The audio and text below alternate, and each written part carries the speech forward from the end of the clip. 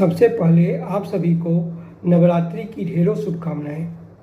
मानव सभ्यता के विकास में पुरुष शक्ति और नारी शक्ति के बीच संतुलन स्थापित करने हेतु आदि शक्ति माँ दुर्गा का अवतरण होता है।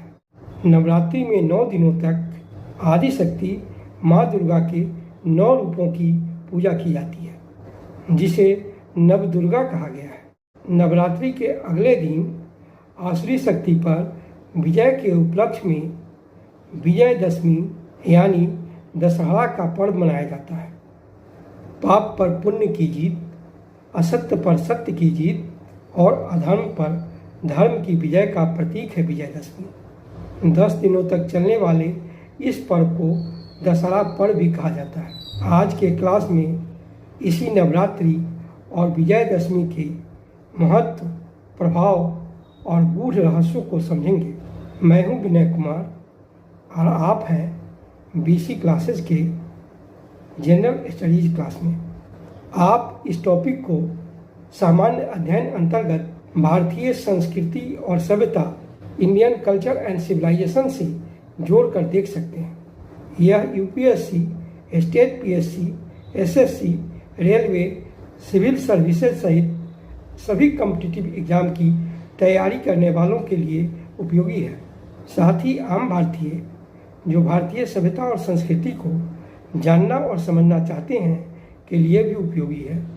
तो आइए शुरू करते हैं। नवरात्रि अथवा नवरात्र का मतलब है 9 रातों का समूह। नवरात्र अथवा नवरात्रि में 9 दिन 9 रात माँ दुर्गा की पूजा की जाती है, यानी प्रत्येक दिन माँ दुर्गा के एक स्वरूप की पूजा की जाती है। दुर्गा जी की उपासना का इतिहास तो बहुत प्राचीन है।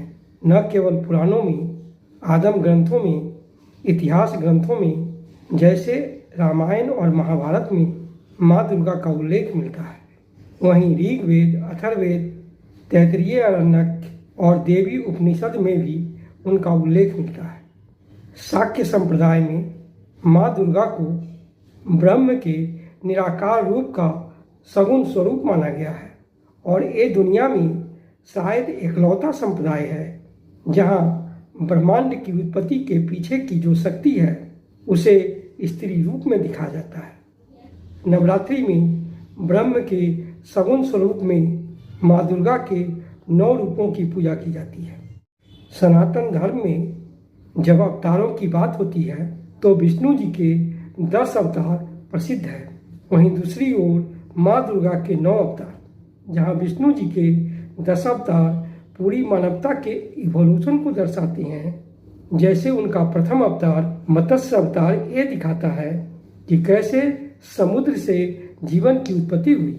उसके बाद उनका कूर्म अवतार बताता है कि कैसे समुद्र से थल पर जीवन आया। फिर वराह अवतार कि कैसे जंगली जानवर बने। फिर नरसिंह अवतार कि जानवर से मनुष्य की उत्पत्ति हुई।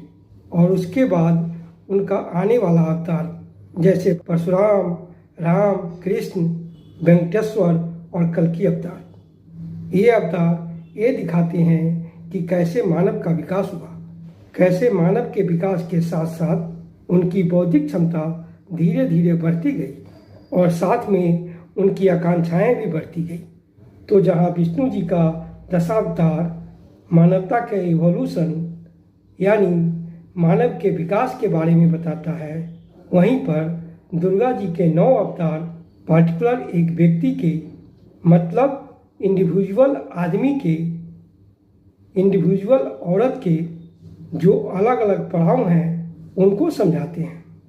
आज के क्लास में हम माँ दुर्गा के हर एक अवतार के पीछे का रहस्य, उसके धार्मिक, सामाजिक और सांस्कृतिक महत्व तथा प्रभाव को समझेंगे। माँ दुर्गा का प्रथम अवतार अथवा प्रथम रूप है शैलपुत्री। यह नव दुर्गा में प्रथम दुर्गा है। शैलपुत्री का मतलब है शैल यानी पर्वत की पुत्री, डॉटर ऑफ माउंटेन। नवरात्रि के पहले दिन यानी आश्विन शुक्ल पक्ष प्रतिपदा को माँ दुर्गा की शैलपुत्री स्वरूप की पूजा की जाती है और पूजा का शुभारंभ कलश स्थापना के साथ की जाती है। पहले दिन घट स्थापना के साथ ही नवरात्रि शुरू हो जाती है। माँ दुर्गा का 9 रूप माता पार्वती का ही 9 रूप है, जो पूर्व जन्म में ब्रह्मा जी के मानस पुत्र प्रजापति दक्ष की पुत्री सती थी और जिनका विवाह भगवान शिव से हुआ था। परंतु माता सती ने इस जन्म में अपने पिता के यज्ञ के हवन कुंड में अपना दाह करके देह त्याग कर दिया था। उसके बाद देवी सती का दूसरा जन्म पर्वतराज हिमालय के यहाँ पार्वती के रूप में हुआ था। पर्वतराज हिमालय के यहाँ जन्म लेने के कारण इनका नाम पड़ा शैलपुत्री, यानी हिमालय पर्वत की पुत्री। यह रूप माँ का सबसे प्रिमिटिव रूप है, मतलब जो अभी अभी पैदा हुई है। हम इस अवतार की तुलना एक नवजात शिशु से कर सकते हैं। जैसे एक शिशु जब पैदा होता है तो अपने नाम से नहीं जाना जाता, अपने माँ बाप के नाम से जाना जाता है। वैसे ही इस अवतार में वो अपने पिता के नाम से जानी जा रही हैं, शैलपुत्री। इनका वाहन वृषभ है, इसलिए इन्हें वृषारूढ़ा भी कहा जाता है। इस स्वरूप में माँ के केवल 2 हाथ हैं, जिनके दाएं हाथ में है त्रिशूल और बाएं हाथ में है कमल। त्रिशूल विध्वंस का प्रतीक है, असुर मर्दन का प्रतीक है और कमल सौम्यता का प्रतीक है। जैसे बच्चों में ढेर सारे पोटेंशियल होते हैं कि वह बड़ा होकर क्या क्या करेगा, वैसे ही माँ दुर्गा में बहुत पोटेंशियल है कि जहाँ एक तरफ वो असुरों का मर्दन कर सकती हैं, त्रिशूल उठा सकती हैं, वहीं कमल इस बात का प्रतीक है कि माँ शांति, आनंद और धर्म की स्थापना भी कर सकती हैं। तो यह सबसे आधारभूत स्वरूप है, सबसे प्रिमिटिव रूप है, पहला स्वरूप है। माँ शैलपुत्री की पूजा सिखाती है कि जीवन में सफलता के लिए इरादों में चट्टान की तरह मजबूती और अडिगता होनी चाहिए। माँ शैलपुत्री सौभाग्य की देवी है। उनकी पूजा से सभी मनोकामनाएं, सभी सुख प्राप्त होते हैं। आइए आज नवरात्रि के पहले दिन माँ शैलपुत्री के मन से आराधना करें और उनकी पूरी विधि विधान से पूजा करें, ताकि माँ हम लोगों की सभी मनोकामनाएं पूर्ण करें। धन्यवाद।